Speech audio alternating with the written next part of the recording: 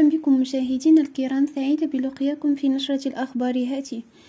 وهذا أبرز عنوانها: فتح الحدود بين المغرب والجزائر بشكل استثنائي لتسليم جثة فتاة مغربية. قبل ما نبداو ما تنسوش الإعجاب بالفيديو والاشتراك بالقناة باش توصلوا بجديد أخبارنا المغربية. إليكم التفاصيل.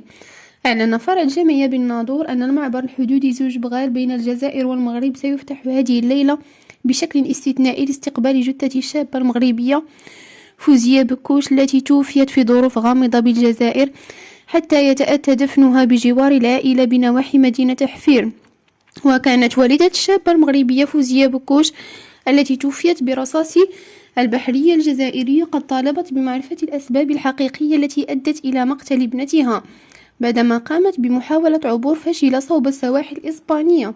وقد توفيت الراحلة فوزية بكوش البالغة من العمر 30 سنة و3 أشخاص آخرين برصاص البحرية الجزائرية أثناء محاولتها إيقاف زودياك في منطقة عين ترك القريبة من ميناء مدينة وهران. والسلام عليكم.